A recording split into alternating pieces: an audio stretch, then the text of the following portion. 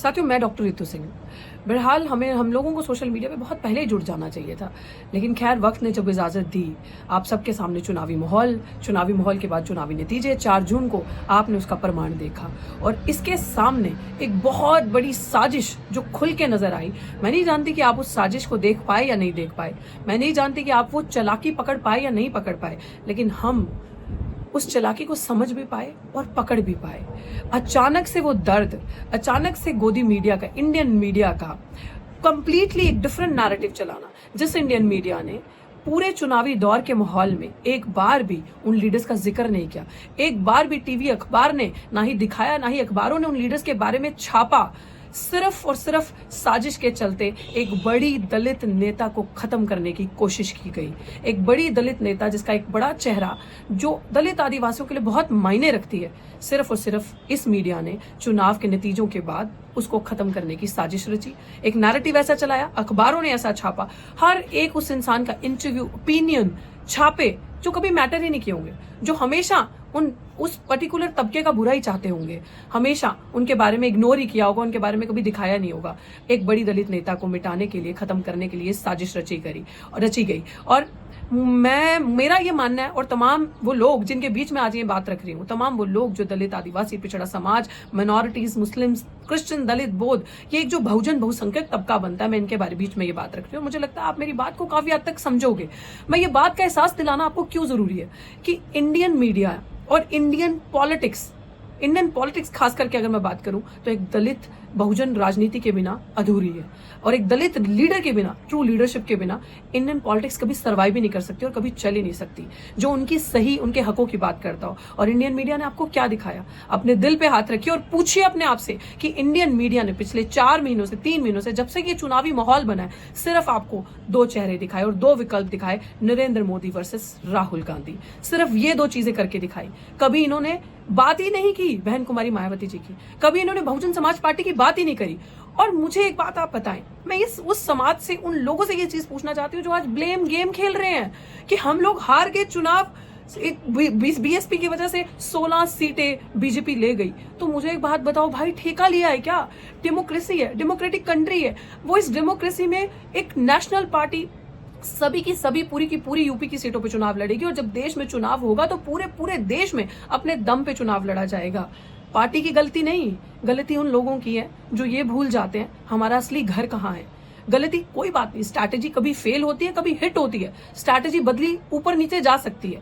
आप लोग जो आज पिछले 1 हफ्ते से ये नैरेटिव चल रहा है, उन लोगों को भी मैं बताना चाहती हूँ। मैं उस सवालों के भी जवाब दूंगी जो आप लोग मुझसे कर रहे हो, लेकिन मैं आप लोगों को ये बात जरूर बताना चाहती हूँ, गांधी परिवार के पीछे कांग्रेस है, बीजेपी के पीछे आरएसएस है, दलित, आदिवासी, बहुजनों, आपके पीछे क्या है? किधर खड़े हो? इसने लात मारी तो इधर, इसने लात मारी तो इधर, दोनों में बस डोलते रहना है। आपके पीछे क्या है? और जो लोग मेरी बात समझ पाए, बहुजन समाज अगर मेरे को देख रहा है और मेरी बात सुन रहा है, समझ पा रहा है, तो आपके पीछे सिर्फ और सिर्फ मात्र एक विकल्प, आपकी अपनी पार्टी, बहुजन समाज पार्टी, जो एक विचारधारा पे आधारित पार्टी है, जिसके पास विचार है, जिसके पास आइडियोलॉजी है, जो सिद्धांतों पे कायम पार्टी है, जो किसी का बुरा नहीं करेगी, जो छल कपट जाति के नाम पे लोगों के साथ अत्याचार नहीं करेगी, जो किसी का हक नहीं खाएगी, जो आपके साथ खड़ी होगी। आप बहन कुमारी मायावती जी पे बात करते हैं, आप उन पे लांछन लगाते हैं, आप उनको बताते हैं कि वो सड़कों पे नहीं आती, तो ठीक है।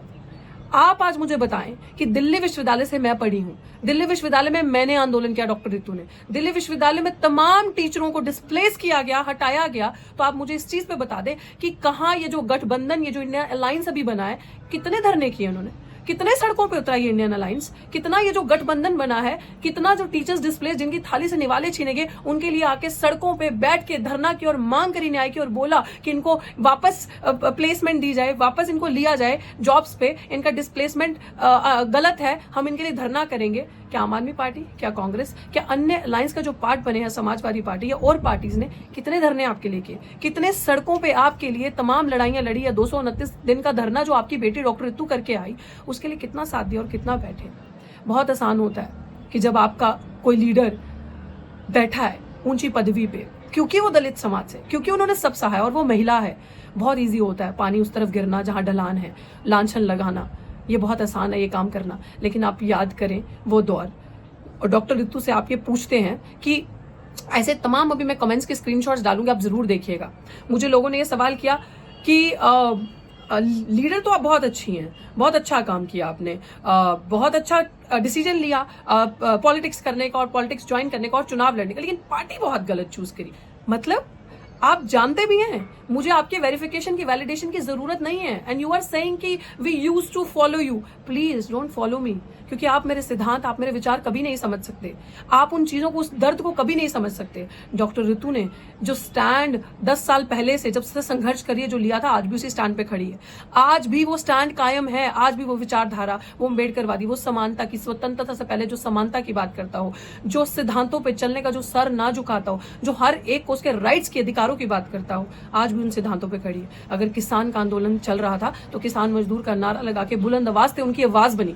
सीएनआरसी में अपने दलित गरीब भाई जिनके पास दस्तावेज नहीं है, अपने मुस्लिम भाई जिनको सताया जा रहा था, भाई बहन जिनके पास दस्तावेज नहीं है, जिनके पास पर्चे दिखाने की बात की जाती थी, तो बुलंदियों से उनकी आवाज उठाई। हर आंदोलन में पहलवान बच्चों के साथ, जब देश का मान सम्मान उनके साथ अत्याचार हो रहा था, उनके साथ कंधे से कंधा मिला के खड़ी रही, और जब अपनी बारी आई, जब अपनी बात आई, तो वो न्याय, वो इंसाफ जो रोहित वेमुला से लेकर डॉक्टर ऋतु को मिलना चाहिए था, उसके लिए बुलंद आवाजों में लड़ी। अपना आंदोलन करते करते ये एहसास हुआ कि इतनी पावर, इतनी ताकत हम लोगों में, हमारे समाज में है कि हम एक हो सकते हैं, लेकिन सिर्फ और सिर्फ कमी है तो कलम की ताकत की। क्योंकि कलम की ताकत उनके पास है, इसीलिए क्रिमिनल अभी तक कुर्सी पे कार्यरत है, अभी तक वो कुर्सी पे प्रिंसिपल बनी बैठी है, और वो इसी संघ के प्रिंसिपल है जिस संघ के झंडे डंडे दरियां आप बिछाते हैं। इसी संघ की वजह से, इसी आरएसएस की वजह से वो प्रिंसिपल वहां पे बैठी है। तो आप बात करते हैं इस समानता की, आप बात करते हैं उन पार्टीज की, आप बात करते हैं इन सारी चीजों की कि ये आपके साथ फेयर एंड जस्ट ट्रीटमेंट करेंगे, तो डॉक्टर ऋतु सिंह को ये डिसीजन लेना पड़ा कि चुनाव लड़ना है और उस विचारधारा को ऊपर उठाना है मान्यवर साहब कांशीराम जी की। और दूसरी बात कि डॉक्टर ऋतु सिंह ने चंडीगढ़ से चुनाव क्यों लड़ा, डॉक्टर ऋतु सिंह ने बीएसपी की सीट से चंडीगढ़ से चुनाव क्यों लड़ा, तो मैं आपको आज आप लोगों के सवालों के जवाब दे दूं कि आप सबने कहा कि डॉक्टर ऋतु सिंह ने बीएसपी की सीट, बीएसपी एक नेशनल पार्टी है और राष्ट्रीय स्तर की पार्टी और एक बड़ी पार्टी, और उससे चुनाव लड़ना इसलिए जरूरी था क्योंकि उसके विचारों को हम जैसे युवा आगे लेकर जाएंगे। वो फ्लेम, वो जो आग आपके अंदर मान्यवर साहब कांशीराम जी ने लगाई थी, कहते हैं ना मान्यवर साहब कांशीराम जी के लिए एक नारा बहुत प्रसिद्ध है कि तेरी नेक कमाई तूने सोती कौम जगाई। और एक्चुअली में हम लोग सो गए थे, हम लोग बाबा साहेब भीमराव अम्बेडकर को भूल गए थे। अगर साहिब कांशीराम जी नहीं होते तो हम लोग याद भी नहीं कर पाते। वो सिख, वो पंजाब का पंजाबी, दलित, सिख, जट समाज के हों, चाहे वो किसी भी समाज के, वो याद रखेंगे मान्यवर साहब जब चले थे रास्ते पे चुनावी दौड़ में सबको एक करने, SC ST OBC माइनॉरिटीज तबके को, दबे कुचले तबके को एक करने, तो उन्होंने कहा था कि मेरा मैनिफेस्टो, पत्रकारों ने पूछा क्या है, तो उन्होंने कहा साहिब श्री गुरु ग्रंथ साहिब मेरा मैनिफेस्टो है, क्योंकि वही एक ग्रंथ ऐसा है जो छल कपट, जो ऊंच नीच नहीं करता। और इसी के सिद्धांतों पर मान्यवर साहब की बहुजन समाज पार्टी बनी थी, और उन्हीं सिद्धांतों को, उसी लेगेसी को, जिसको बहन कुमारी मायावती जी एक जो सबसे बड़ा नारीवाद का चेहरा बन के उभरी और वो उसको आगे लेकर चली, आज वो लेगेसी हमें आगे लेकर जानी। आज शुक्र मनाओ कि आपके सरमाए, सिर पे हाथ रखने वाला कोई जीवित है। जब चला जाता है इंसान दुनिया से ना, तो आप कहते हो इंसान अच्छा था। जब बाबा साहेब चले गए तो उनको याद किया, आज रोते हैं कि काश थोड़ा और जी लिए होते। जब मान्यवर साहब कांशीराम नहीं रहे तो लोगों को उनकी कही बातें, उनकी सुनी बातें याद आई और उनका होना जिंदगी में याद आया। शर्म करो, आज बहन जी आपके सर पे हैं, आज आपके सर पे हाथ है, लोगों को उस चीज का डर है कि आपका सरमाया आपके सर पे है, तो उस चीज की वैल्यू करो, उस चीज को इतना क्रिटिसाइज मत करो, मत उनकी पिच पे उनके रूल्स के हिसाब से मैच खेलो, मत खेलो। आपको लगता है ये वही लोग हैं, इन लोगों ने कभी आपका रिजर्वेशन प्रॉपर इंप्लीमेंट नहीं किया। बता दीजिए, इतनी सारी यूनिवर्सिटीज हैं, कितनी यूनिवर्सिटीज में, कितनी प्रसिद्ध यूनिवर्सिटीज में आपके वाइस चांसलर्स हैं, SC ST OBC माइनॉरिटीज के कितने वाइस चांसलर्स हैं, कितने वाइस चांसलर दलित समाज से, OBC समाज से, कितने प्रिंसिपल्स हैं आपके। तो ये सारी चीजें क्यों, मतलब I would want to believe Congress with all due respect कि वो दलित हितैषी है। I would want to believe कि समाजवादी पार्टी दलित बहुजन हितैषी है। I would want to believe कि जो बड़ी बड़ी बाबा साहेब के फोटोज, पुतले बड़े बड़े लगाने वाले आम आदमी पार्टी ये बाबा साहेब के अनुयायियों की बात करेगी। विश्वास करना चाहती हूँ, लेकिन their action speaks louder than the words.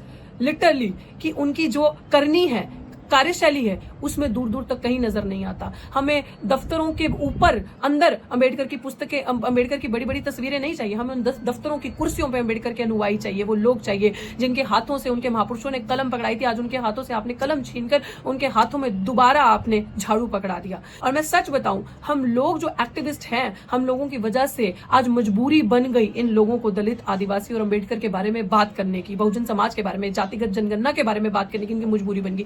हम लोगों ने वो पर्चे झेले, हम लोगों ने वो डंडे, वो लाठी, पुलिस की वो डिटेंशन होना, वो डिटेन होना, वो जेलें हम लोगों ने झेली हैं। हम लोग जेलों तक पहुंचे आंदोलन करके, जिसमें हमने दलित आंदोलनों की बात करी, जिसमें हमने रिजर्वेशन को प्रॉपर इंप्लीमेंटेशन की बात की, SC/ST एक्ट के डिल्यूट हो रहा था उसको बचाने की बात करी, रोस्टर मूवमेंट लड़ा हमने, इस तरीके के बड़े बड़े एब्जॉर्प्शन मूवमेंट लड़े। जब हमने ऐतिहासिक मूवमेंट्स जब लड़े, आंदोलन को सड़कों पे जीवित रखा, उस वजह से सरकारों को एहसास हुआ कि कितना जरूरी है इंडियन पॉलिटिक्स में दलित बहुजनों की बात करना और दलित लीडर्स को जिंदा रखना।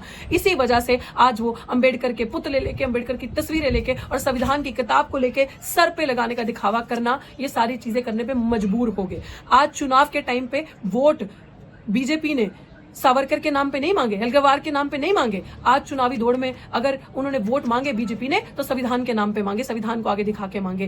कांग्रेस ने वोट संविधान की पूरी पब्लिसिटी करके, संविधान को हाथ में पकड़ के संविधान के नाम पे मांगे। उन्होंने गांधी के नाम पे वोट नहीं मांगे। उन्होंने समाजवादी पार्टी ने संविधान के नाम पे वोट मांगे। आम आदमी पार्टी ने बाबा साहेब की बड़ी बड़ी तस्वीरें दफ्तरों में लगाकर, भगत सिंह जी की तस्वीरें दफ्तरों में लगाकर उन पे वोट मांगे और किसी पे वोट नहीं मांगे। तो इसलिए ये बहुत जरूरी है आप सबको समझना कि अगर हम जैसे लोग जीवित नहीं होंगे, हम जैसे लोग जो आंदोलन करते हैं, जो अपना विरोध दर्ज करवाते हैं, अगर हम लोग ये डिसेंट की आवाज अगर जीवित नहीं होगी तो आपका नाम नहीं होगा। आप लोगों को शुक्रगुजार होना चाहिए कि हम जैसे लोग जीवित हैं, जो आवाज उठाते हैं, हम जैसे लोग हिम्मत रखते हैं कि चुनाव लड़के संसद में पहुंचने की। और मेरा अंत में आप सबको यही कहना है कि शेर घायल हुआ है, मरा नहीं है, और बहन जी का कमबैक बहुत स्ट्रांग होगा, ये मैं दावा करती हूं। और मैं जिन लोगों ने आज सिर्फ और सिर्फ इसके नाम पे वोट दिए हैं, इंडियन अलायंस को, ये सोचकर कि हमने सिर्फ बीजेपी को हराना है तो हमें वोट गठबंधन को देने हैं, उन लोगों को एहसास होना चाहिए और आज देखना चाहिए। तो क्या गठबंधन जीत गया?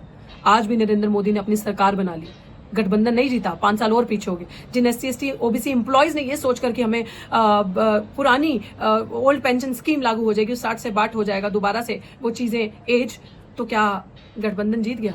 तब भी सरकार नहीं बना पाए। इसीलिए ये चीज ध्यान में रखें कि कोई भी बड़े दलित नेता के बिना सरकार बनाना बहुत मुश्किल है। तो खैर, आप लोगों को मेरा यही समझाने का तरीका था, बताने की बात थी कि आप लोग वापस आ जाएं अपने घर में। इज्जत, मान, सम्मान कहीं है, आपके पीछे कोई मजबूत बैक है तो वो बहुजन समाज पार्टी की है। वो आइडियोलॉजी, विचारों पे बेस्ड पार्टी है। तो आप लोग वापस जब अगले चुनाव आए तो अपनी पार्टी को मजबूत करें, जो आपके लिए लड़ेगी, जो आपको सब कुछ आपके हक दिलवाएगी, चाहे वो प्रमोशन में हो, चाहे वो वाइस चांसलर, प्रिंसिपल बनाने तक हो, चाहे IAS ऑफिसर, DC, कलेक्टर बनाने तक हो, नेता बनाने तक हो, तो वो काम आपकी अपनी पार्टी करेगी जिसके पास विचार हैं। और क्या आज जो लोग ये इल्जाम लगा रहे हैं कि बहुजन समाज पार्टी ने अलायंस नहीं किया, इसी वजह से इंडिया गठबंधन हारा, तो क्या गारंटी है कि इंडिया गठबंधन जो भी गठबंधन बन के बैठा है उसके नेता वही कायम दायम रहेंगे? क्या गारंटी है वो छोड़ के नहीं जाएंगे?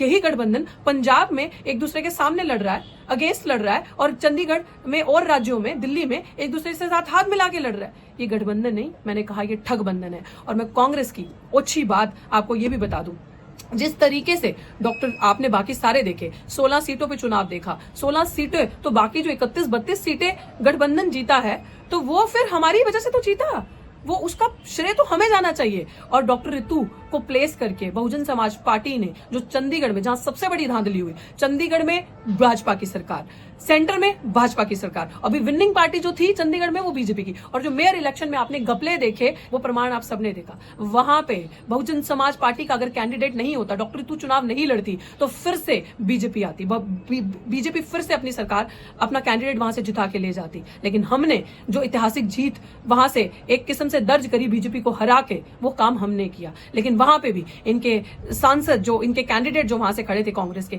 उन्होंने भी हम पे लांछन लगाए, उन्होंने भी हमें बी टीम बताया। मतलब जो अकेले अपने दम पे लड़ेगा, या तो वो बीजेपी की बी टीम है, या तो वो किसी XYZ पार्टी की बी टीम है, या तो वो RSS का संगठन से हो गया जो अपने दम पे बात करेगा।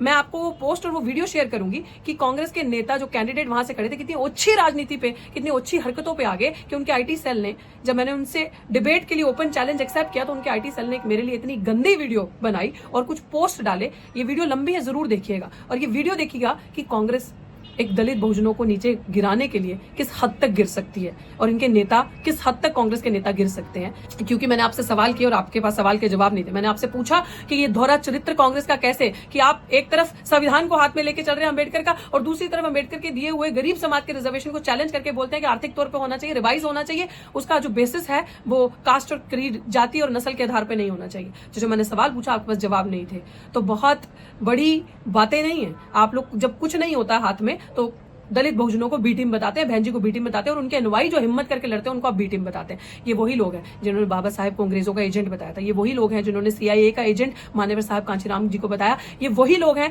जो आज बहन कुमारी मायावती जी को बीजेपी की बी टीम बता रहे हैं। हमारे मायने में बीजेपी की बी टीम आप हैं। आप लोगों ने दुनिया मीडिया को कैप्चर करके, इंडियन मीडिया ने, इंडियन पॉलिटिक्स के अंदर, दुनिया के अंदर सिर्फ 2 विकल्प बता दिए, बीजेपी नहीं तो कांग्रेस, कांग्रेस नहीं तो बीजेपी। लेकिन जब तक हम जैसे युवा, जब तक हम जैसे बहुजन चिंतक, बहुजन समाज पार्टी, बहुजन समाज के इस तरीके के बच्चे जीवित हैं, तब तक हम ये होने नहीं देंगे। और कोई भी पॉलिटिक्स हमारे बिना अधूरी है। कोई भी सरकार अगर दलितों के वोट के बिना, आदिवासी समाज के, OBC के वोट के बिना बनती हो तो मुझे आप बता दें, कोई भी सरकार हमारे वोटों के बिना पॉसिबल नहीं है। ये चीज उन लोगों को सोचने की जरूरत है जिन्होंने भर भर के वोट उनको दिए और अपना घर कमजोर किया। तो आज वही काम आपने किया कि हम उसी टहनी पे बैठ के शेख चिल्ली बन के जिस टहनी को हम खुद काट रहे हैं, तो आप जबरदस्त मुंह के बल गिरेंगे। अभी भी वक्त है, और घर वापसी करें और अपनी पार्टी को मजबूत करें, अपने विचारों को मजबूत करें। मान्यवर साहब कांचीराम जी को झुटलाए ना, बाबा साहब भीमराव अम्बेडकर को झुटलाए ना, और दूर से बैठे ख्वाब ना देखें। वो लोग आपके लिए सड़कों पर जो नहीं आते, वो लोग आपके लिए और आपके संविधान के लिए क्या लड़ेंगे। आप लोगों ने संविधान की लड़ाई लड़ने की बेड़ा उठाया, उन लोगों ने संविधान की मार्केटिंग करके, पूरा नैरेटिव सेट करके आपके हाथ से वो कमान छीन ली और मार्केटिंग करके संविधान के नाम पे वोट लेके सरकार बनाने की कोशिश करी, और एक ने तो बना भी ली। तो इसलिए जब तक आपका राज नहीं आएगा तब तक आप यूं ही फुटबॉल बन के, एक लात मारेगा तो दूसरी तरफ, दूसरे ने लात मारी तो दूसरी तरफ, यही होता रहेगा। और मेरा डॉक्टर रितु का आपको यही कहना है कि जो लोग ये कहते हैं कि we used to follow you, हम आपको फॉलो करते थे और हम आज हम आपके इस डिसीजन से खुश नहीं हैं कि चंडीगढ़ ही क्यों, मेरी ड्यूटी मेरी पार्टी ने जहां लगाई मैंने बखूबी से निभाई, और मैं अभी भी अपने सिद्धांतों पे कायम हूं कि इन फ्यूचर भी जहां पे भी मेरी ड्यूटी लगाई जाएगी मैं उसी तरीके से फ्लैग लेके अपने बहुजन संघर्षों का इसी तरीके से आगे बढ़ती जाऊंगी और चलती जाऊंगी। न झुकूंगी, न हारूंगी, डटकर यूं ही सामना करूंगी और अपने विचारों को, बाबा साहेब के विचारों को जो सम्मानता की बात करता है, उसको इसी तरीके से कायम रखूंगी। और दलित पॉलिटिक्स के बिना आपकी राजनीति, आपके विचार अधूरे हैं। और मैं इसी शब्दों के साथ आप सबको ये कहना चाहती हूँ कि वीडियो को जरूर देखें, वीडियो को अंत तक देखें, वीडियो को शेयर करें ताकि ये इंपॉर्टेंट मैसेज लोगों तक जाए, और खासकर उन लोगों तक जाए जिन्होंने पिछले 1 हफ्ते से बहन जी के बारे में, बहुजन समाज पार्टी के बारे में क्या क्या नहीं बोला। वो एक बड़ी नेता है समाज की और वो जानती हैं, और बहुत अच्छे से मैं उम्मीद करती हूँ कि वो भी एक कमबैक, जिसे कहते हैं ना, स्ट्रॉन्गर देन द सेटबैक, वो वाली चीज होने वाली है। और जब तक हम जैसे लोग जीवित हैं, आप बहुजन राजनीति और इंडियन पॉलिटिक्स में नया दौड़ और नया मोड़ देखेंगे। शुक्रिया।